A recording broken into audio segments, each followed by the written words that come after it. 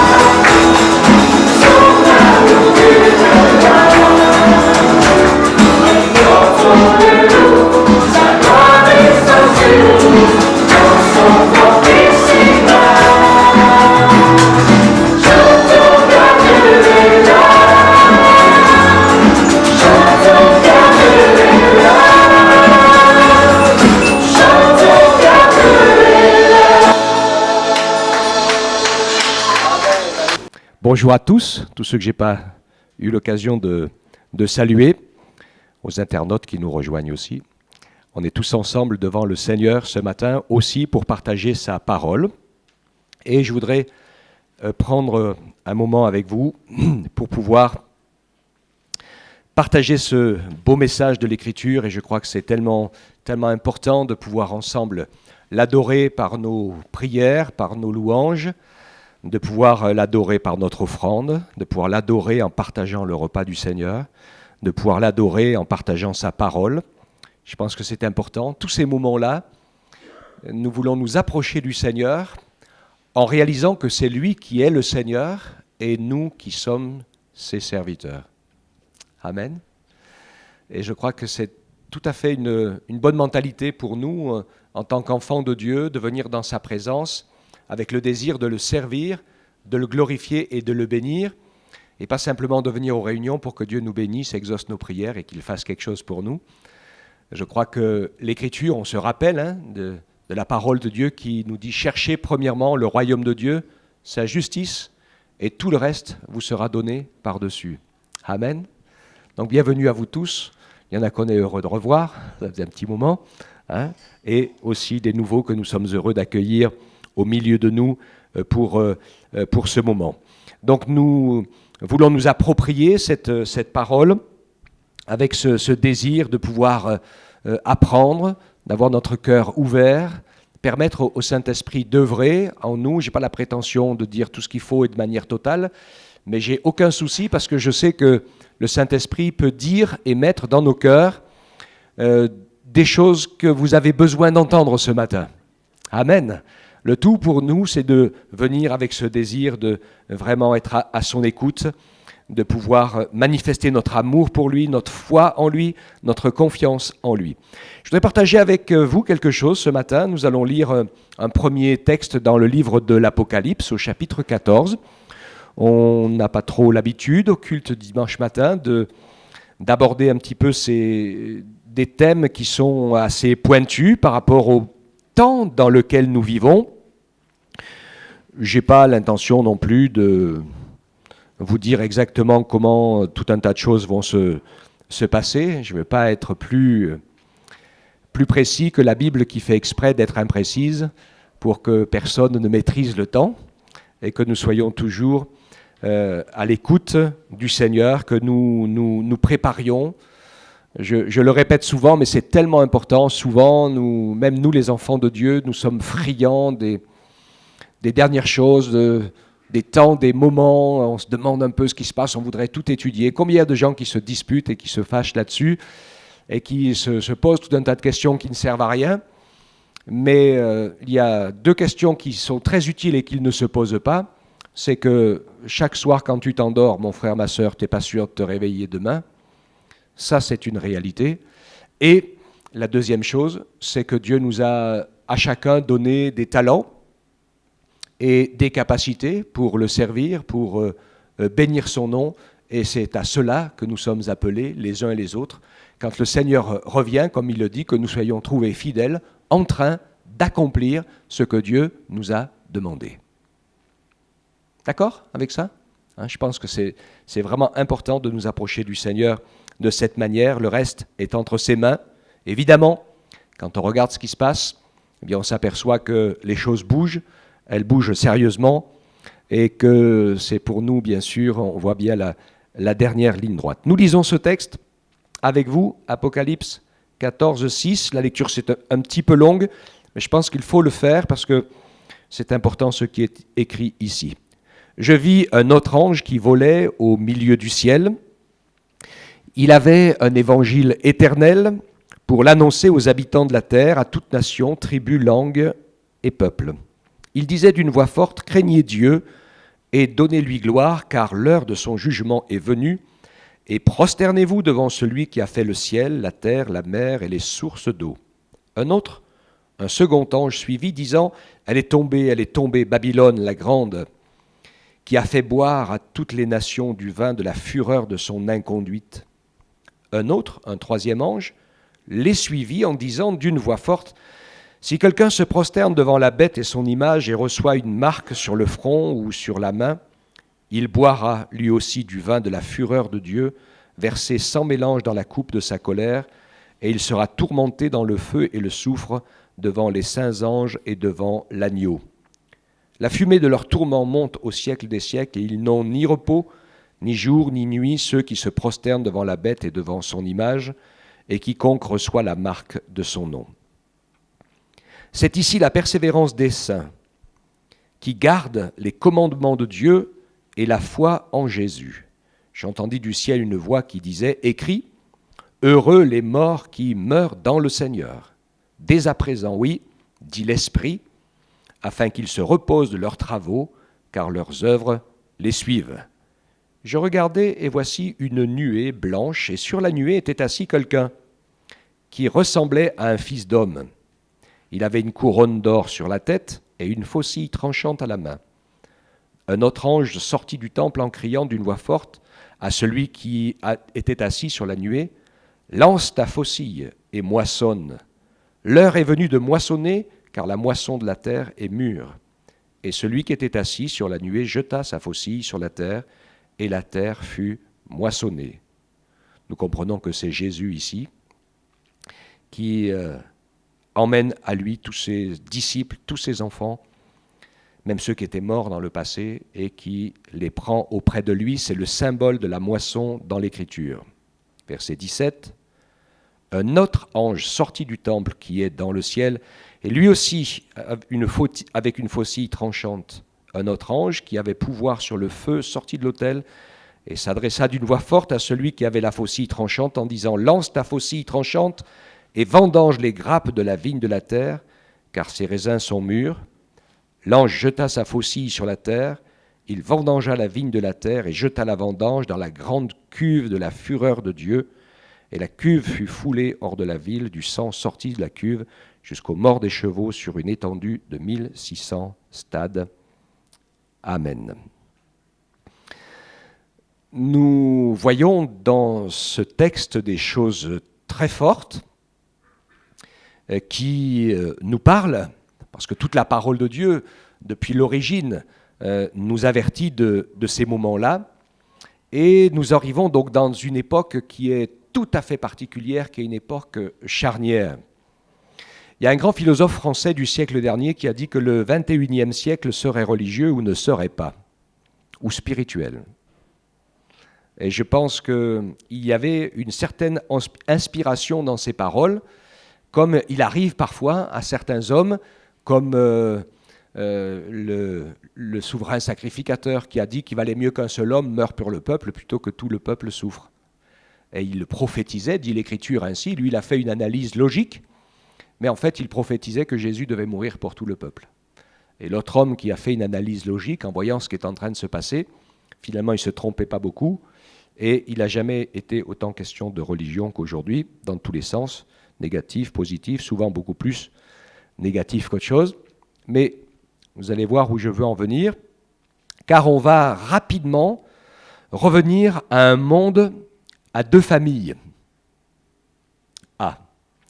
Qui a existé pendant longtemps, à une certaine époque, et à cause de beaucoup d'ignorance. Mais ce monde à deux familles, c'était assez simple. C'était la famille de ceux qui craignent Dieu, qui le cherchent, qui le respectent et qui cherchent à savoir et à connaître la vérité. C'est la première famille. Puis la deuxième, celle qui était ennemie de Dieu et qui était contre toutes les choses que Dieu voulait faire. Alors, on a vécu pendant l'époque des Lumières, pendant longtemps, avec trois familles, puisqu'en plus de ceux qui sont amis de Dieu, de ceux qui sont ennemis de Dieu, il y a aussi ceux qui ne croient pas en Dieu, du tout. Ça, c'est une troisième famille. Mais celle-là, elle va bientôt disparaître. Elle va bientôt disparaître parce que le Seigneur, comme il l'a dit dans sa parole, va commencer à se manifester de telle manière que personne ne pourra plus dire que Dieu n'existe pas.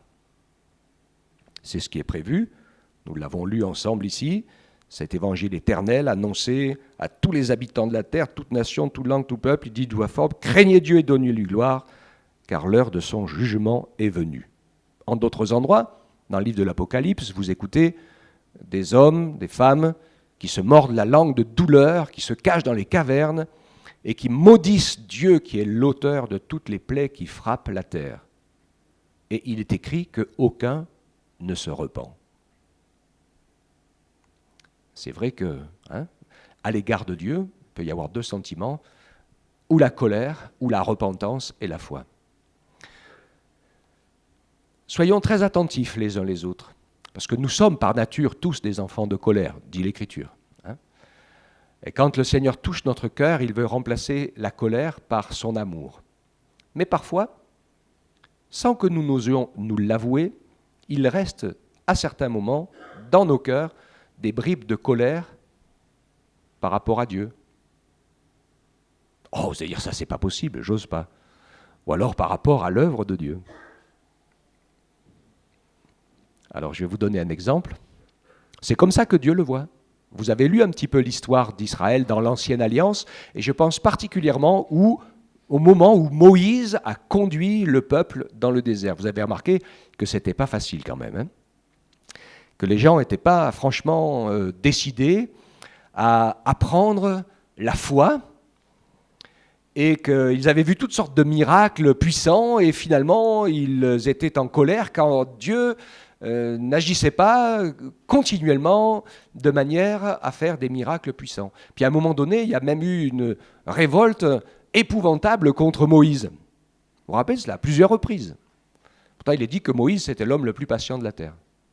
On sait qu'au moins à une reprise, Moïse a été obligé de mettre presque son salut en jeu, parce que les gens avaient tellement attiré la colère de Dieu qu'il a dit, bon écoute Moïse, c'est pas difficile, retire-toi un peu, je vais balayer tout le monde, et puis je ferai de toi une nouvelle nation. Et Moïse lui dit, si tu fais ça, alors efface mon nom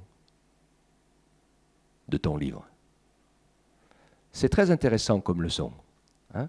Ça nous montre d'abord, les uns les autres, je vais prendre l'exemple positif, hein, ça nous montre à quel point le Seigneur veut qu'on apprenne à l'aimer, à aimer nos frères et nos sœurs, et même ceux qu'on pourrait penser n'en étant pas dignes, et toute autre sorte de choses. On est d'accord ? Donc ça révélait simplement que le sentiment de colère était toujours au fond de nos cœurs. Et si nous sommes graves en colère contre quelqu'un, eh bien nous le sommes contre Dieu. Parce que quand Moïse et Dieu discutaient de ces choses, et Dieu lui dit, il conteste contre toi. Ce n'est pas contre toi, Moïse, qui conteste, c'est contre moi. Ok ? Hein ? Et donc c'est pour nous important, non pas d'être d'accord avec tout, je veux dire, mais de manifester un bon état d'esprit. Vous comprenez la différence ? On peut être pas d'accord sur plusieurs choses. C'est tout à fait normal, et on peut s'en parler, c'est tout à fait normal. Mais d'avoir un état d'esprit qui demeure, qui pourrait demeurer un esprit de colère. Il faut qu'on fasse attention avec ça, parce que c'est très particulièrement lié, je vais dire un peu, je pense, à l'esprit français, qui était très contestataire. C'est vraiment dans notre nature. Moi, je me reconnais. Hein. Quand on nous dit quelque chose, on voit toujours ce qui ne va pas, d'abord. Non ? Je vous trouve bien silencieux. Mais on est tous pareils. Hein. Et c'est vraiment, vraiment important que nous apprenions à voir l'autre indépendamment de ce qu'il fait, ou de ce qui nous plaît, ou de ce qui ne nous plaît pas, mais de savoir que chaque personne, Dieu l'aime vraiment. Même celui qui est un pécheur grave, si on pourrait dire, parce que le Seigneur veut le sauver. Donc oui, l'Écriture nous parle de choses où Dieu va manifester sa puissance par des choses étonnantes que si on nous les racontait, on ne pourrait même pas les croire. Donc je crois que ces temps arrivent petit à petit et que le Seigneur va se manifester afin que plus personne ne puisse dire « Dieu n'existe pas ». Et je crois que c'est voulu par le Seigneur. Donc on va entrer dans ce monde spirituel qui va apparaître avec de plus en plus d'évidence, de manière visible, et ça sera ainsi incontestable qu'il y a le camp de Dieu, de son amour, de sa parole, de sa vie, de sa justice aussi. Et puis celui des ténèbres, du diable et des mauvais esprits qui ont préparé le terrain depuis longtemps. Hein, parce que ça fait longtemps que les gens, quand ils pensent à quelque chose qui est super bien beau, qui leur plaît, qu'ils ont envie de faire, ils disent c'est d'enfer. Donc c'est passé dans les mœurs. Hein. Normalement, si c'est quelqu'un beau, quelque chose de beau, de bien, de super qu'on a envie, ça devrait être du paradis, non ? Et la mentalité, elle se cultive ainsi, parce que quand le Seigneur veut ramener les cœurs et la vie des hommes aux réalités, eh bien certains vont accepter et dire oui, je reconnais que je suis vraiment un pécheur, que je ne suis pas sur la bonne voie. Et puis plusieurs vont dire je ne suis pas d'accord, j'en ai rien à faire.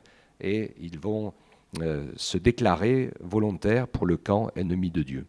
Donc Dieu veut nous permettre d'avoir les yeux ouverts et de prendre conscience qu'il nous faut faire attention, parce que nous arrivons vraiment à l'accomplissement de cette parole que j'ai relevée dans Éphésiens chapitre 6, verset 10, et qui nous parle de cette réalité, de cette identité spirituelle un peu bipolaire de ce monde dans lequel nous sommes. Et Paul nous encourage, il encourageait déjà les chrétiens de l'époque en disant « Au reste, fortifiez-vous dans le Seigneur, et par sa force souveraine ou sa force toute puissante, revêtez-vous de toutes les armes de Dieu afin de pouvoir tenir ferme contre les manœuvres du diable, car nous n'avons pas à lutter contre la chair et le sang, mais contre les principautés, contre les pouvoirs, contre les dominateurs du siècle d'ici-bas, des ténèbres d'ici-bas, contre les esprits du mal dans les lieux célestes. C'est pourquoi prenez toutes les armes de Dieu, afin de pouvoir résister dans le mauvais jour et tenir ferme après avoir tout surmonté. Tenez donc ferme. Ayez à vos reins la vérité pour ceinture. Revêtez la cuirasse de la justice. Mettez pour chaussures à vos pieds les bonnes dispositions que donne l'évangile de paix. Prenez en toutes circonstances le bouclier de la foi, avec lequel vous pourrez éteindre tous les traits enflammés du malin.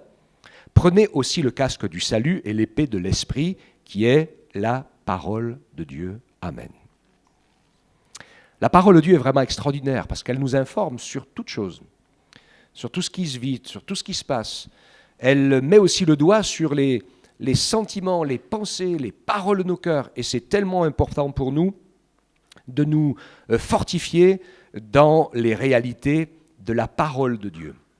Il faut que nous puissions prendre conscience que la réalité de son esprit, de sa parole, est bien plus importante que les éléments matériels qui constituent notre vie.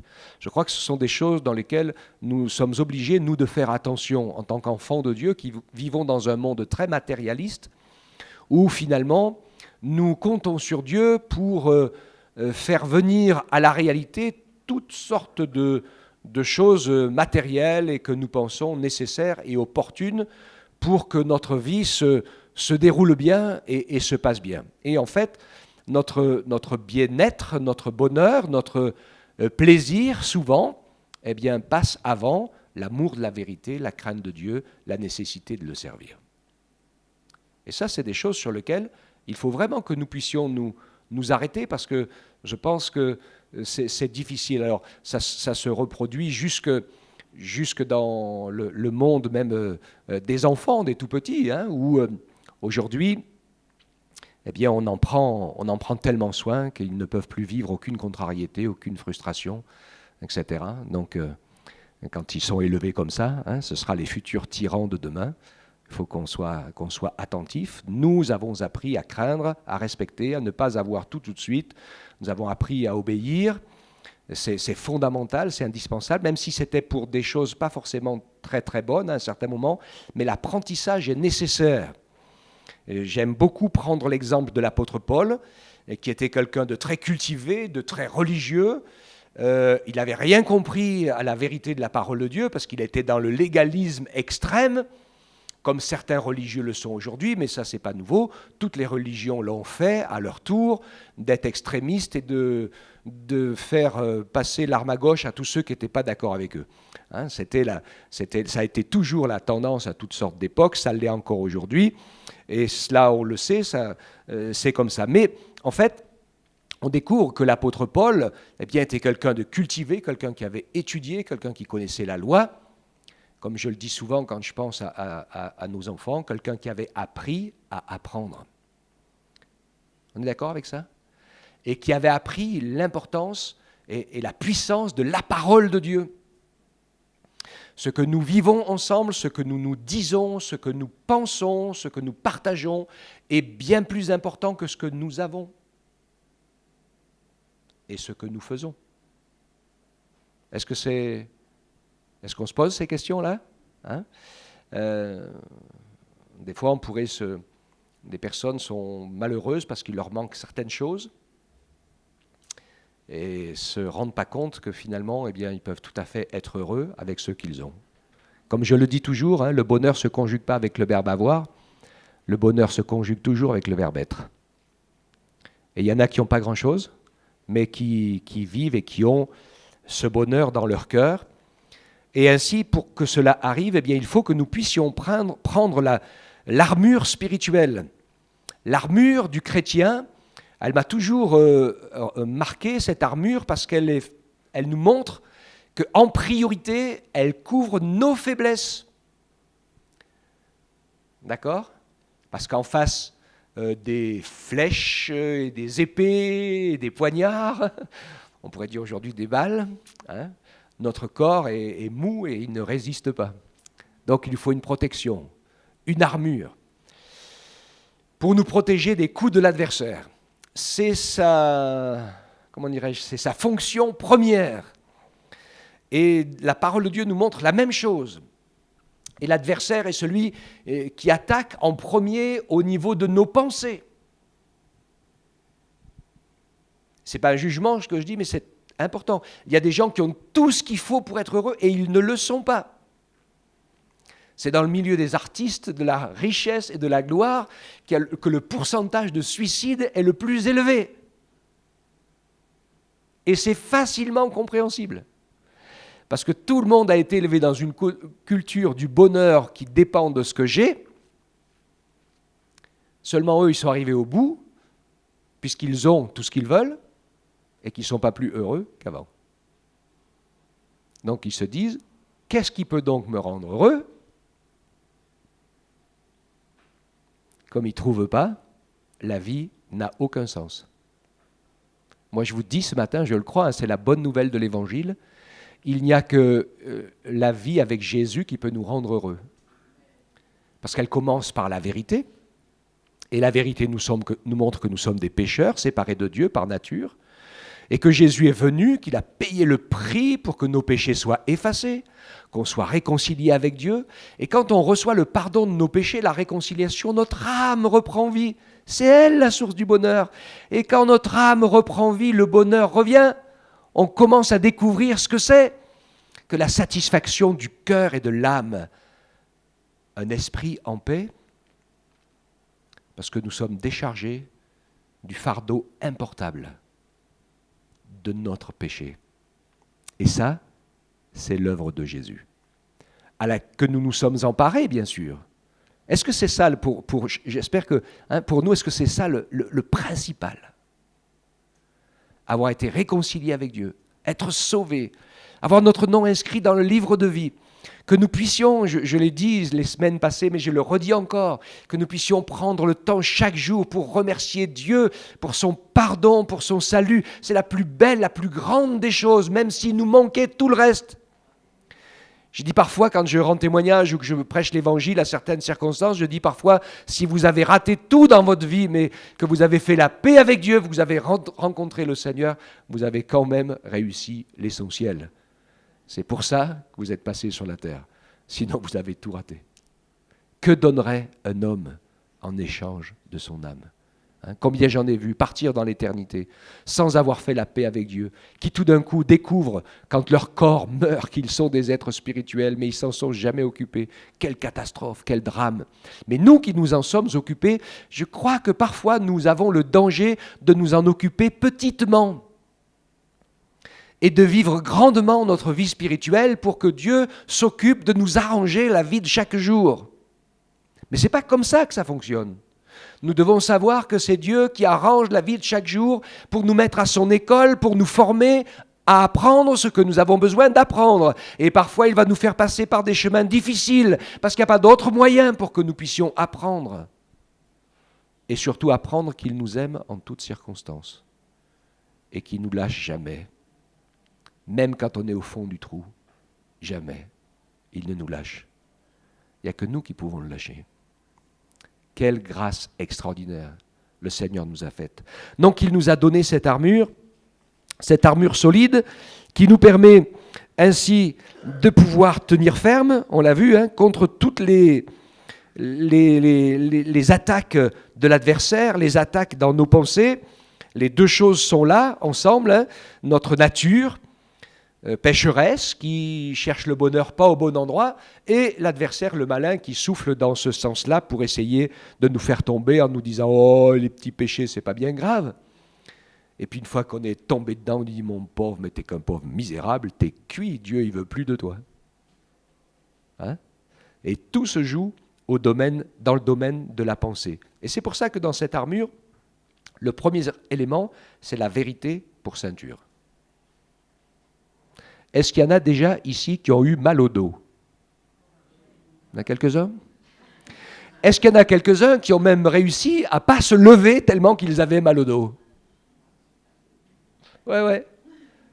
Plié en deux. Donc on connaît cette souffrance atroce qui fait que de toute façon, quand vous avez le dos cassé, tellement mal que vous ne pouvez même plus vous lever, quelqu'un pourrait venir, vous couper en tranches, vous êtes incapable de vous sauver, de partir, c'est impossible. Et donc, la ceinture, donc, on met la vérité, on met la ceinture. Quand on fait de la moto, là, les motards, on met la ceinture. Certains, en voiture, on la met aussi, parce que finalement, c'est fondamental, c'est vital. Si nos reins ne tiennent pas, alors on est cassé, on ne vaut plus rien du tout. Et dans le domaine spirituel, c'est la même chose. Le premier élément de l'armure, la force qui nous rend invincibles dans notre foi, c'est la vérité. La vérité. Tant que notre amour de la vérité ne sera pas plus grand que notre orgueil et notre envie de réussir, on s'en sortira jamais dans la vie spirituelle. Vous avez écouté ce que j'ai dit? Tant que l'amour de la vérité ne sera pas aussi grand, je vais dire plus grand, que notre envie de réussir ou notre orgueil, il n'y a pas moyen de réussir. L'Esprit de Dieu commence à réussir à nous parler quand l'amour de la vérité a la priorité sur tout. Et beaucoup de gens aujourd'hui, même certains, combien on parlait de tous ceux qui ont été baptisés, qui se sont convertis, qui ont abandonné. Si tous ceux qui ont été baptisés étaient là, je ne vous dis pas, partout dans toutes les églises, on serait 10 fois plus. Hein. Mais il y a beaucoup de gens, en fait, qui ont eu de l'amour pour Dieu tant qu'ils se sont rendus compte que Dieu était capable de faire plein de choses pour eux.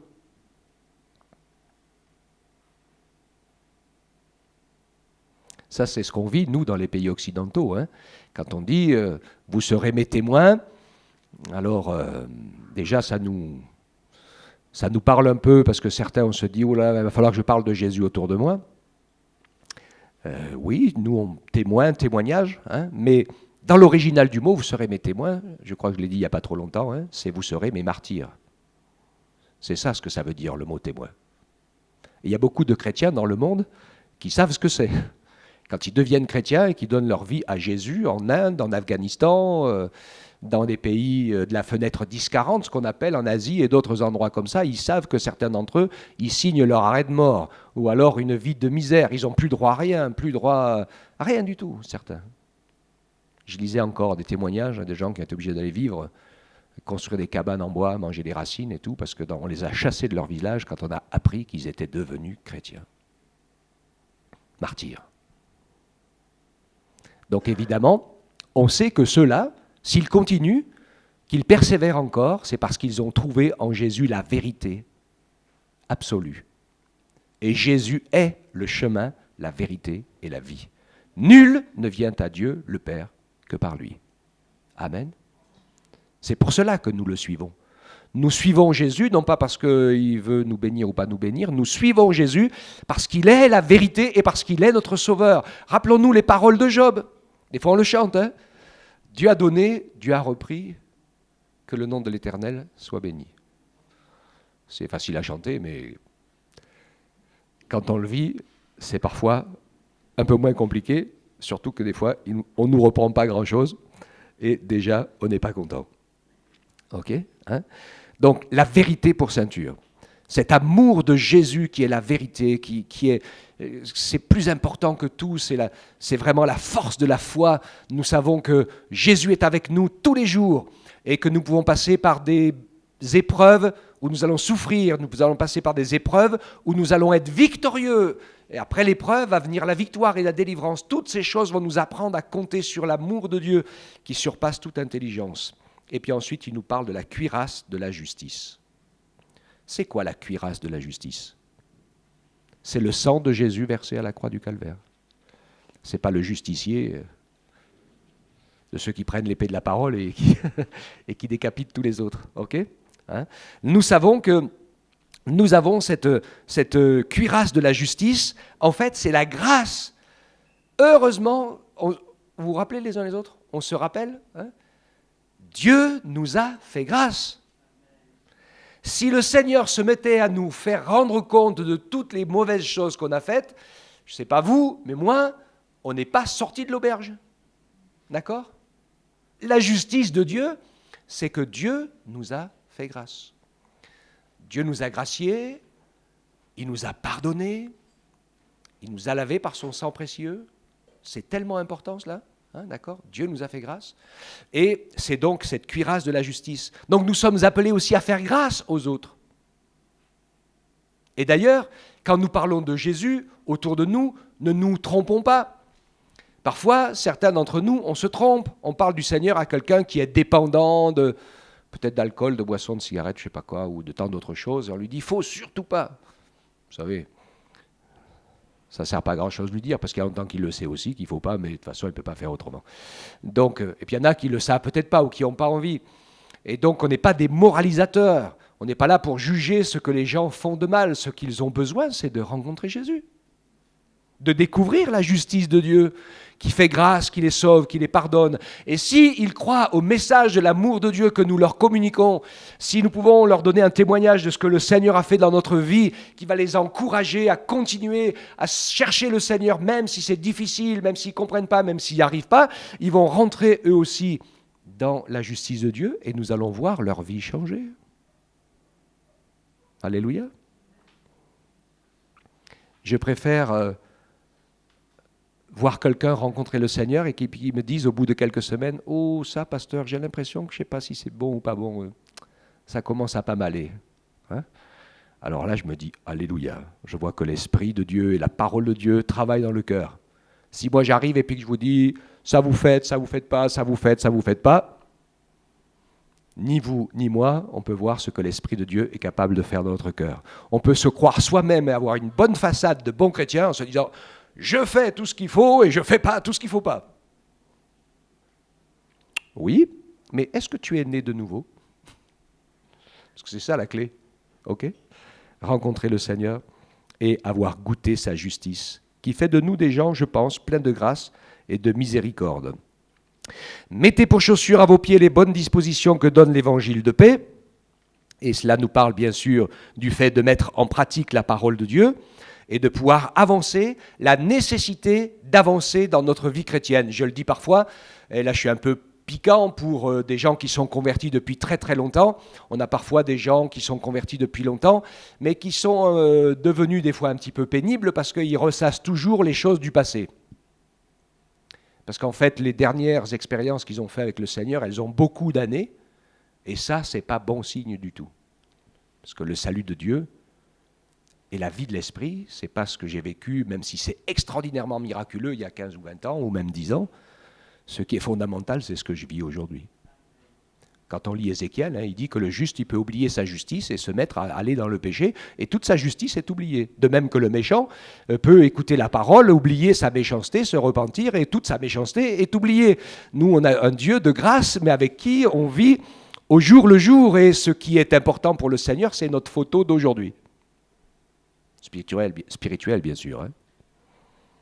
La photo du passé, elle est passée. On ne peut plus rien faire.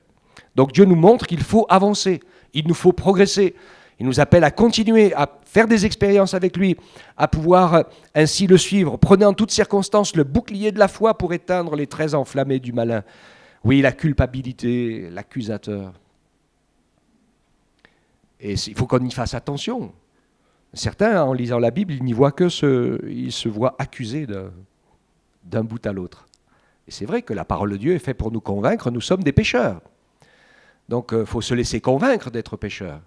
Mais il faut aussi saisir toute la parole de Dieu qui nous rappelle que maintenant que nous avons confessé nos péchés, que nous avons cru en Jésus, Jésus nous a pardonnés et sauvés. Amen. Et vivre dans la foi et dans ce salut important et ne pas laisser l'adversaire nous accuser et nous atteindre dans tout un tas de choses sur lesquelles le Seigneur nous a fait grâce, même si nous en avons des conséquences. Nous avons pu mal agir dans le passé et entraîner des conséquences encore aujourd'hui. C'est tout à fait possible, ça ne veut pas dire que Dieu ne nous a pas pardonné. Ça nous rappelle simplement que quand la parole de Dieu nous avertissait que le péché c'était quelque chose de grave, là maintenant on sait pourquoi. Parce qu'il faut traîner les casseroles. Ou les conséquences de certaines de nos actes ou de nos mauvais choix. Mais il n'empêche quand même que le Seigneur est celui qui fait grâce, qui pardonne et qui nous relève. Il parle aussi de prendre le casque du salut, qui est bien sûr de vivre dans la certitude de l'amour et du pardon de Dieu, et l'épée de l'Esprit, qui est la parole de Dieu, cette épée de l'Esprit qui nous permet. Alors l'épée de l'Esprit, comme les chaussures, c'est des armes qui sont et défensives et offensives.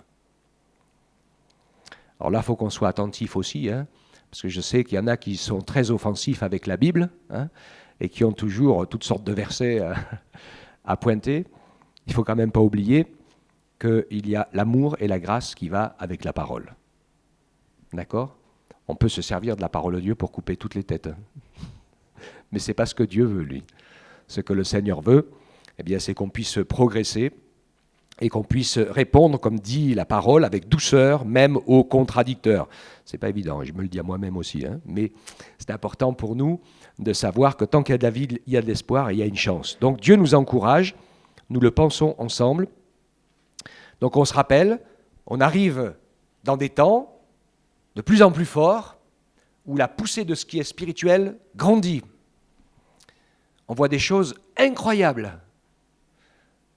Jusque dans le monde où on vit aujourd'hui. Je suis impressionné de voir qu'il y a des endroits où, dans les mairies ou dans des salles de fête ou n'importe, vous ne pouvez même plus construire une crèche, par exemple.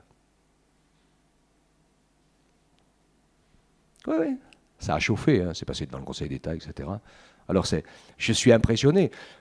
Jamais personne ne s'est offusqué que nos institutrices, dans une grande majorité d'entre elles, pas toutes, mais beaucoup d'entre elles sont très adeptes de tout ce qui est les sorcières.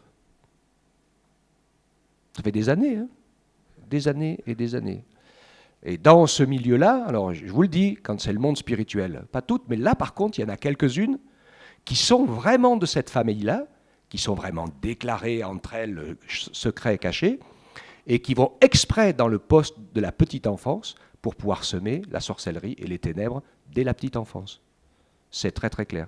Le premier résultat de cela, c'est le retour et la venue de la fête d'Halloween chez nous, qui n'existait pas pendant des années, mais ça, il n'y a pas de problème. Hein. Vous avez en plus l'invasion de l'hindouisme et autres. Quand j'ai vu arriver dans les écoles la sophrologie, je me rappelle commencer le prof de sport qui commençait à faire de la respiration et tout ça aux élèves, je suis allé le voir, j'ai dit attendez, on va se poser un peu et on va réfléchir. Que vous puissiez avoir des techniques physiques pour remettre les gens à l'aise, etc., mais après il y a des termes et puis il y a des choses qui viennent directement des religions, hindou, bouddhisme et tout ce que vous voulez. Donc il y a le message derrière avec la réincarnation, avec le dédoublement de la personnalité.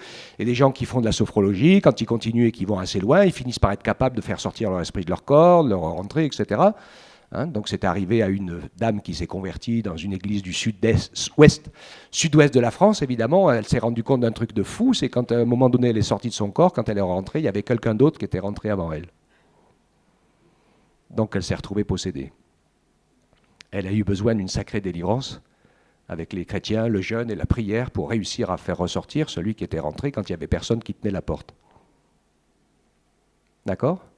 Alors je me rappelle avoir dit à ce prof, jouez pas avec ce que vous ne connaissez pas. Alors, le monde des ténèbres avance par tout un tas de portes et le monde de la lumière se retrouve prisonnier, cloisonné. Quand je vous dis ce qui est en train d'arriver, regardez bien. Écoutez bien, que ce soit dans le religieux extrémisme, que ce soit dans l'ésotérisme, que ce soit dans l'immoralité, vous ne pouvez pas ouvrir votre ordinateur sans qu'on vous propose tout un tas de photos. D'accord ? Vous êtes d'accord avec moi ? Alors, au début, sur mon ordinateur, il n'y avait que des têtes de femmes, ça allait bien, mais maintenant, il me propose même des têtes d'hommes. Donc, voilà. On a le choix. Hein ? C'est la réalité de tous les jours. Hein. Et donc, que vous ouvriez n'importe lequel des logiciels, votre navigateur, même Skype, c'est pareil, hein, je le dis, c'est comme ça, et les autres, tous les navigateurs, vous y allez, et allez hop, vous en avez des brouettes entières, et puis l'horoscope à côté, et puis tout, vous êtes envahi, submergé. Oui, le monde dans lequel nous sommes est un monde spirituel. Qui essaye d'entraîner tout le monde loin de Dieu. Et dans un autre texte du livre de l'Apocalypse, et je m'arrête, vous avez ce texte où il est écrit que celui qui est saint se sanctifie encore, que celui qui est souillé se souille encore.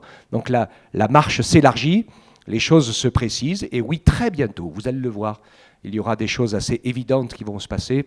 Le monde des athées disparaîtra parce que Dieu montrera sa gloire, sa puissance et son autorité, mais ça ne veut pas dire que tout le monde va le suivre. Ça ne veut pas dire du tout. Hein. Je reparlais du peuple d'Israël dans le désert. Ils ont vu Dieu, ils ont vu les signes, ils ont vu les prodiges, ils ont bu l'eau du rocher, ils ont traversé la mer Rouge. Ils ont vu des miracles comme personne n'en a vu en Égypte, des plaies extraordinaires, etc. Ils ont passé 40 ans à râler. Ils sont tous morts dans leur méthode de râlage. Ils n'étaient jamais contents. Ils voulaient que Dieu soit à leur service. Dieu nous interpelle, mes frères et mes sœurs, pour que nous nous laissions transformer par sa parole et par son amour. Que nous prenions des forces, parce que les choses ne sont pas faciles aujourd'hui. Que nous ne nous laissions pas raconter des histoires par le monde des ténèbres qui essaye de prendre toute la place, parce que l'adversaire sait très bien qu'il n'en a pas pour longtemps. C'est tout, hein. C'est la dernière ligne droite. Alors on a vraiment besoin de tenir ferme et de prier avec foi, avec grâce, parce que non seulement pour que nous puissions tenir debout jusqu'au bout, il y a des moments difficiles. Je me rappelle, avant l'anéantissement d'Israël par l'armée romaine, Jésus avait prévenu que s'il n'intervenait pas, il n'y a personne qui serait sauvé. Hein, et donc on sait que des choses difficiles sont là dans ce monde et on apprend. Hein, vous avez vu les nouvelles qui ont circulé sur ce qui se passe à Calais, dans le camp des réfugiés, où même là les chrétiens sont persécutés, battus au milieu des autres, des trucs de fous, même chez nous. C'est incroyable, les trucs qui se passent. On a vraiment besoin de... Donc on le voit, hein. C'est évident avec nos yeux. Je parlais avec quelqu'un la semaine dernière, je lui dis, mais quand tu vois 3 adolescents qui traversent la rue et qui voient une grand-mère qui n'arrive pas à porter son sac, qu'est-ce qu'ils vont faire? Ils vont lui aider à porter le sac? Ben non, ils vont lui piquer son porte-monnaie. C'est ça la réaction. Hein?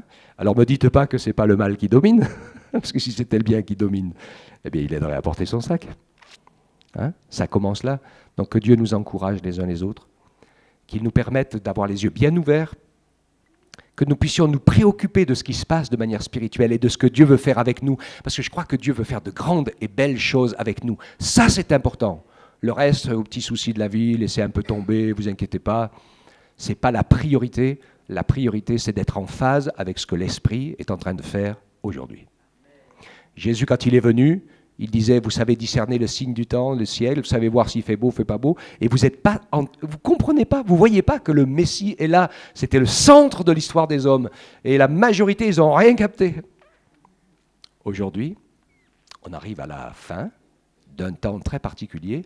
J'espère que par la grâce de Dieu, nous, au moins, les chrétiens, nés de nouveau, on a bien capté qu'on ne fait pas partie des vierges folles qui s'occupent de tout un tas d'autres choses pour réussir leur vie, mais qu'on fait partie des vierges sages qui s'occupent de préparer l'arrivée de l'époux.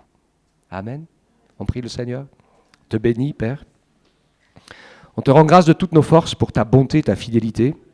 On te remercie pour ta parole, elle est puissante, pour toutes les étapes que tu as prophétisées et qui vont être franchies. Nous avons vu dans ta parole que tout ce que tu as annoncé dans les moindres détails, pour tous les temps, c'est toujours accompli.